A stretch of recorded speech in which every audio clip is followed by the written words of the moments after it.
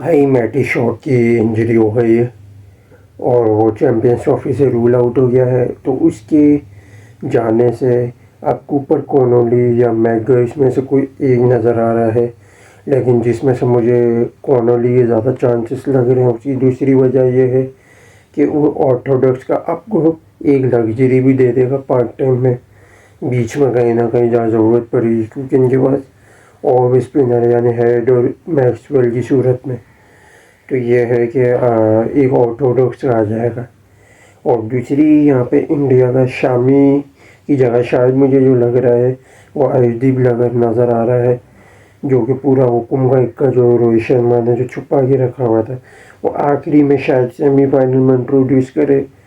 देखा जाए तो देखो, शामी लेफ्ट हैंडर को नई बॉल में अच्छा टारगेट करेगा, लेकिन अर्शदीप का ये फ़ायदा हो जाएगा कि अर्शदीप नई बॉल से भी अच्छी लाता है और आखिरी में जो डेथ ओवर है उसमें भी थोड़ी अच्छी लग्जरी दे देता आपको।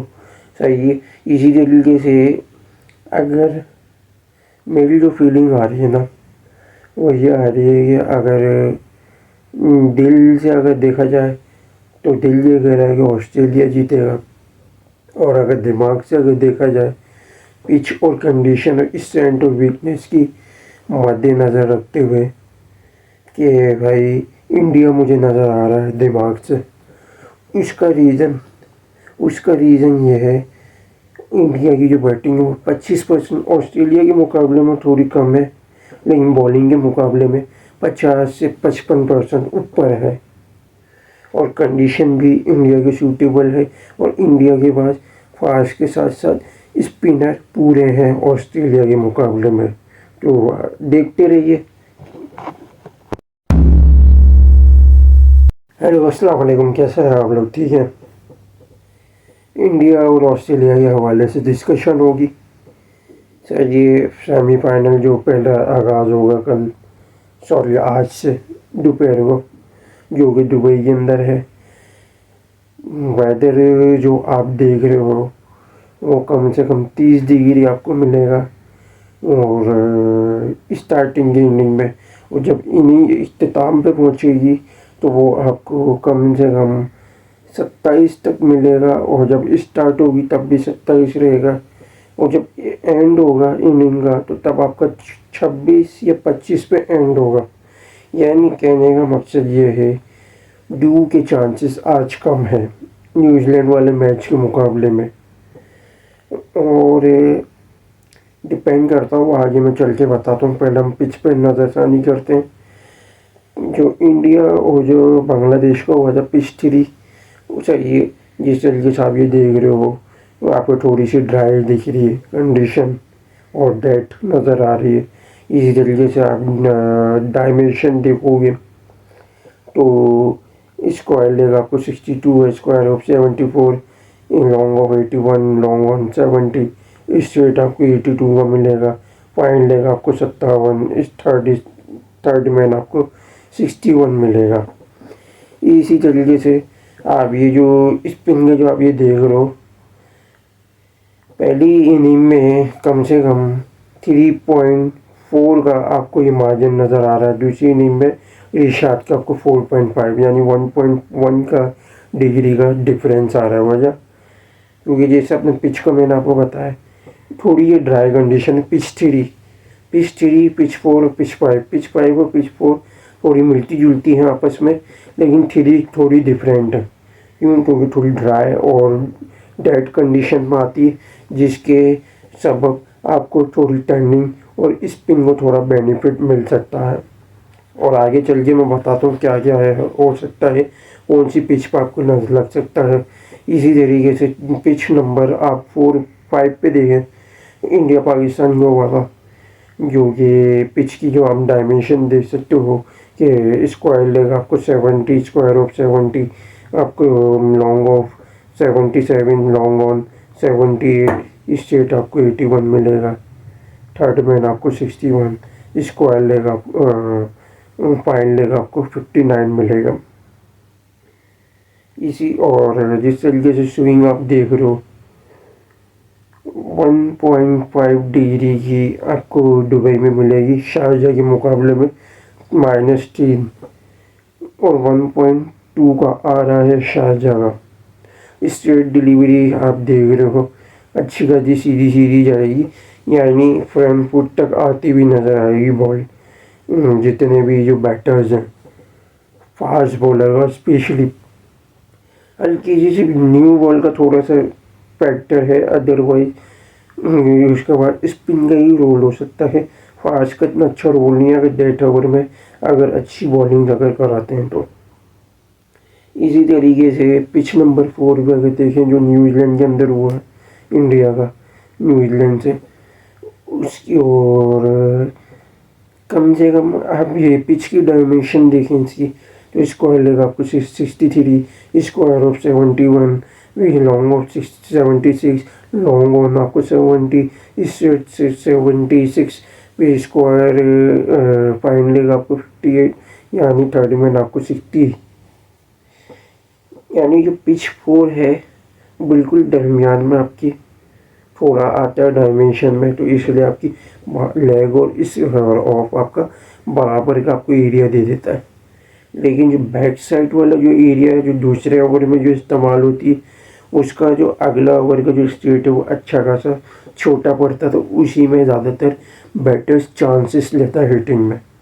यू कम से कम 15 से 17 मीटर का फ़र्क है दोनों स्टेट से अगर देखें तो। इसी तरीके से रोहित शर्मा का आप ये देख रहे हो तस्वीर, जिस तरीके से पिच की जो हवाले से देख रहे हैं, पिच पूरी जांचा जा रहा है कि किस तरीके से पिच की कंडीशन है। और जहाँ तक मुझे लगता है पिच 3 पे खिलाया जाएगा, उसका रीज़न ये है कि अगर 4 स्पिनर अगर लेके जा रहा है इंडिया, उसकी वजह ये है कि इंडिया को थोड़ा फ़ायदा मिल सकता है। रीज़न पिच 3 पहला मैच हुआ था बांग्लादेश से, यानी 10 से 12 दिन का आपको गैप मिला है, तो जिसके थ्रू आपको थोड़ी सी रेनोवेशन या मेंटेनेंस आपको थोड़ी मिल जाती, तो वो अच्छी खासी 25 से 35% रिकवर होने के चांसेस हो जाते हैं। तो बाकी के मुकाबले में ये पिच आपको थोड़ा और अच्छी कंटेंट देगी। और पिच का मैं आपको हवाला दे देता हूँ, 325 तक पॉसिबल है, मैं बता रहा हूँ पॉसिबल है, लेकिन मुश्किल भी है और चेजेबल भी है और इनचेजेबल भी है। उसका रीज़न मैं आपको बता देता हूँ। एवरेज जो इनिंग है ना यहाँ पे, वो 250 से लेके 275 तक है पहली इनिंग की, और जो दूसरी इनिंग की है वो 280 या 300 तक की है। कहने का मकसद ये है कि भाई कम से कम जो पहली जो बैटिंग जिसको देगी, पहली बॉलिंग कराने वाली, वो कोशिश करेगी 250 तक या 270 तक बीच में दरमियान में रखने की। उसकी वजह यह है कि उसके बाद थोड़ी सी, क्योंकि पावर प्ले में थोड़ी सी लग्जरी मिलती है बैटर्स को, जिसमें रन्स बना लेते हैं अच्छे खासे। पावर प्ले के बाद फिर सिंगल डबल वाली रोटेशन चलती है, तो उसमें थोड़ा सा स्पिनर्स तंग कर सकते हैं, और उसमें थोड़ा सा डेथ ओवर के जाते जाते चेज में थोड़ी सी मुश्किलात आती है, क्योंकि जो डेथ ओवर के जो अच्छे बॉलर हैं वो फंसा देते हैं अच्छा खासा। और इसी तरीके से अब इस स्क्वाड पे अगर हम नज़र रखें ऑस्ट्रेलिया के, और ऑस्ट्रेलिया का आपको दिखेगा ऊपर कॉनोली ट्रेविस हेड के साथ ओपनिंग करेंगे, 1 डाउन स्मिथ, 2 डाउन लबूशेन, फिर जॉश इंग्लिश है, फिर एलेक्स कैरी है, फिर गिलेन मैक्सवेल है, फिर उसके बाद बेन रॉशूज है, फिर नेथन एलिस, फिर एडम जैम्पा, फिर स्पेंसर जॉनसन। देखा जाए मैक्सवेल से नीचे जो बैटिंग है जितनी भी सिंगल डबल या थोड़ी सपोर्टिंग बैटर्स आपको मिलेंगे, ज़्यादा इतना फ़ायदा नहीं देंगे हिटिंग इस वगैरह में। एक बैटर दे सकता है वो है जैम्पा, क्योंकि वो एक्सपीरियंस भी प्लेयर है और उससे अच्छी हिटिंग टैलेंट में कोई दे ही नहीं सकता। इसी तरीके से इंडिया का स्क्वाड देखो आप, और इंडिया में आपको दिखेगा वही जो पहले जो चलता हुआ रहा है, यहाँ रोहित शर्मा, शुभमन गिल, फिर आपका आ गया विराट कोहली, श्रेयस अय्यर या अक्षर पटेल, केएल राहुल, फिर हार्दिक पांड्या, फिर आपका रविंद्र जडेजा, फिर कुलदीप यादव, फिर आपका वरुण चक्रवर्ती, अर्शदीप सिंह। मुमकिन है अर्शदीप की जगह शामी भी खेल सकता है। देखो सिर्फ लेफ्ट हैंडर को नई बॉल में आपका बेनिफिट देगा। डेथ ओवर में पांड्या के साथ एक बॉलर ज़रूर चाहिए होगा, वो अर्शदीप थोड़ा सा आपको लग्जरी दे सकता है। और मुझे लग भी रहा है कि लेफ्ट हैंडर के आगे एक लेफ्ट हैंडर ये रखेंगे।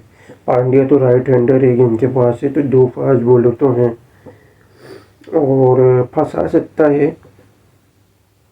फोर्थ स्टंप पे अगर थोड़ी स्विंगिंग दे, हवा में छोड़ के थर्ड स्टंप तक जब बॉल डिलीवर हो, उसमें अर्शदीप थोड़ा फंसा सकता है ट्रेविस हेड को, कूपर कोनली को। अर्शदीप अगर थर्ड स्टंप या फोर्थ स्टंप से थोड़ा बैक फुट या थोड़ी सी कवर और बैक फुट के दरमियान में अगर बॉल अगर डिलीवर करता आउट स्विंग की दो स्लिप लगा के, ऊपर कोनली को वो अच्छी फाइटिंग स्पीड पर खा सकता है। इसी तरीके से शामी दोनों बैटर्स को ओपनिंग है आउट स्विंग से यानी ऑफ स्टंप से खा सकता है, स्लिप पे लगा के। और इस कोहली को जैम्पा को थोड़ा संभल के खेलना पड़ेगा, जैम्पा खा सकता।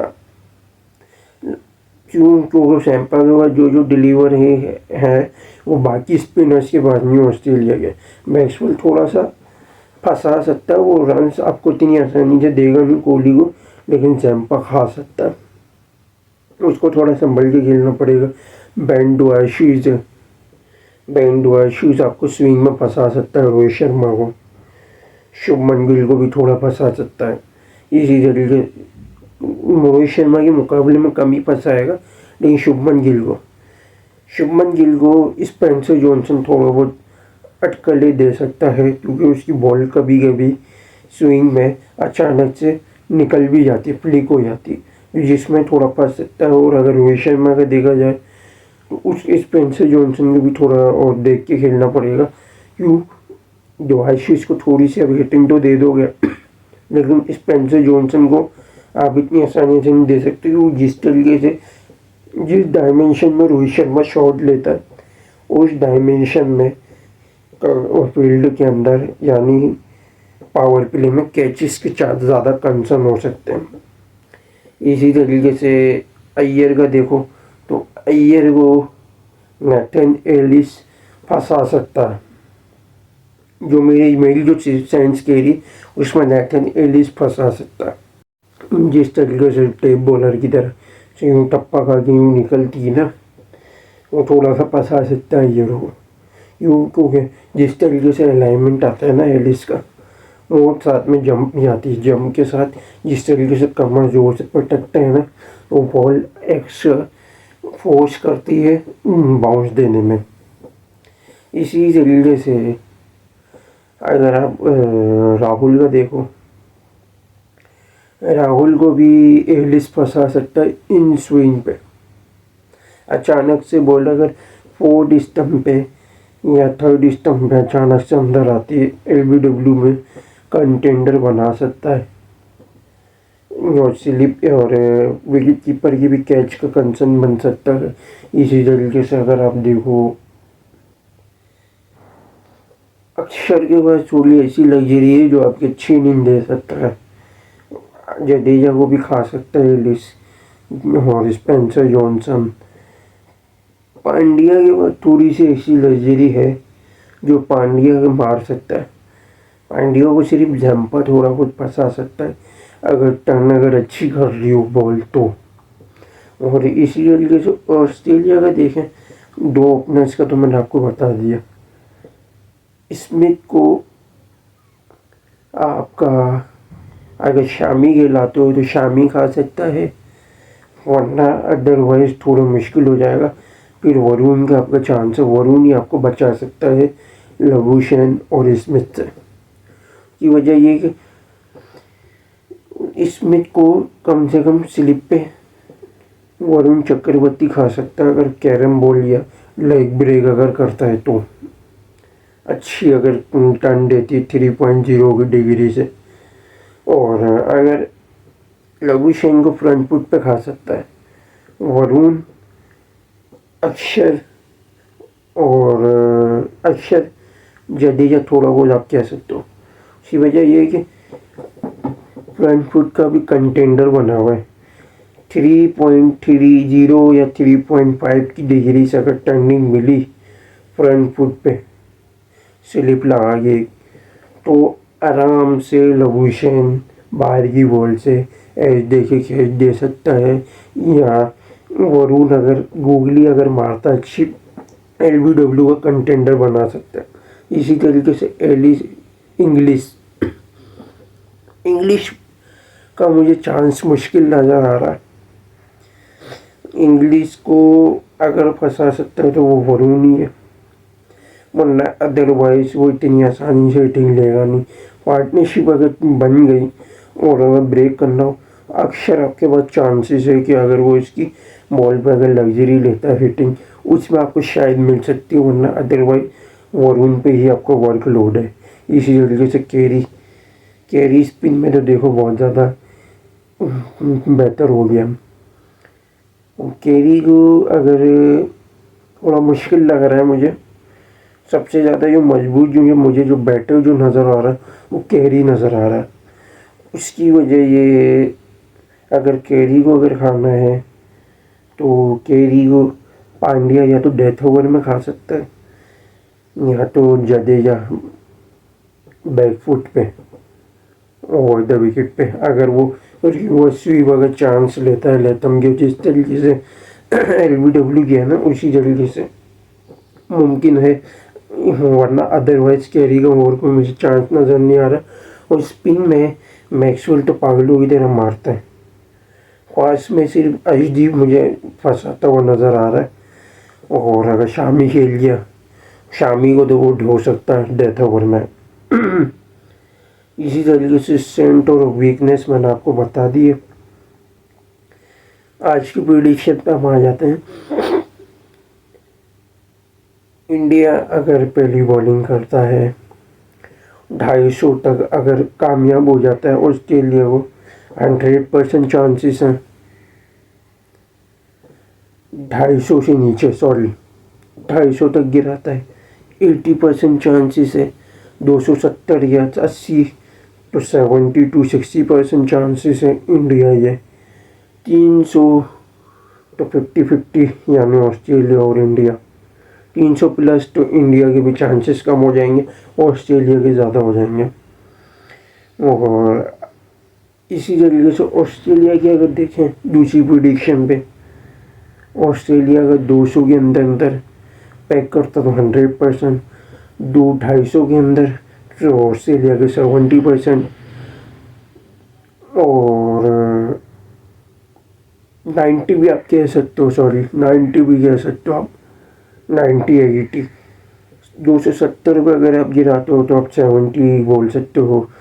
300 तो 60-40 यानी इंडिया 60 ऑस्ट्रेलिया 40।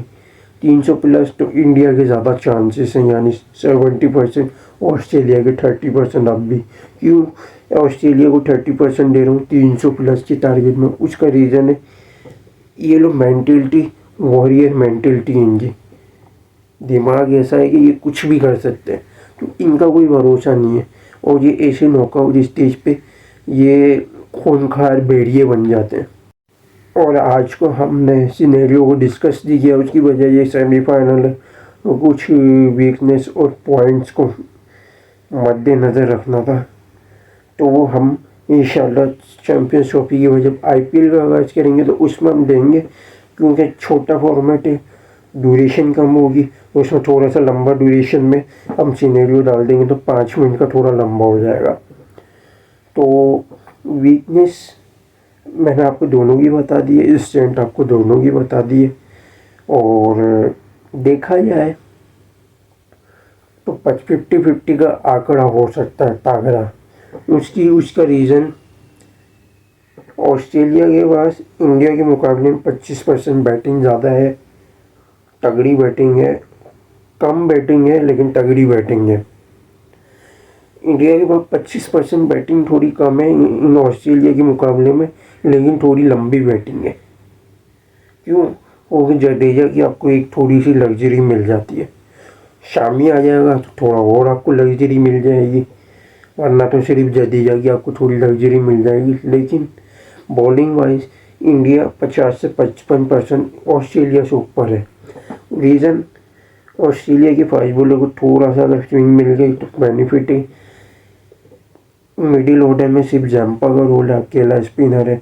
मैक्सवेल और ऊपर कॉर्नोलिया है, दोनों तीनों में से अगर कोई भी अगर डालता है 10 ओवर, उसको सिर्फ आपको थोड़े रन्स दे सकते हैं या रन्स रोक सकते हैं, विकेट आपको प्रॉपर नहीं देंगे। एक दो विकेट आपको इक्का दुक्का दे दें, तीनों मिल जाए कि अगर कहीं ना कहीं अगर पार्टनरशिप अगर ब्रेक नहीं हो रही हो, कहीं ना कहीं आपको हिटिंग में कहीं बाउंड्री पे कैच के आपको कंसर्न दे सकता है। अदरवाइज इंडिया की बॉलिंग, इसलिए मैं सेम बोल रहा हूँ, अर्शदीप होता है, स्विंग का आपका एलिमेंट है पांड्या के साथ, शामी तो शामी के साथ पांड्या का एलिमेंट चाहिए। इसी तरीके से अगर स्पिन में देखो, पावर प्ले के एंड में वरुण का आपका अच्छा रोल है। पावर प्ले के बाद कुलदीप का थोड़ा बहुत अक्षर, और आपको कुलदीप क्या बोलते हैं, जडेजा का भी मिल जाएगा। यानी बॉलर आपके पास स्पेशलिस्ट ज़्यादा है, पार्ट टाइमर नहीं, स्पेशलिस्ट ज़्यादा है। ऑस्ट्रेलिया के पास सिर्फ 4 स्पेशलिस्ट हैं, 3 पार्ट टाइमर हैं। इंडिया के पास 6 के 6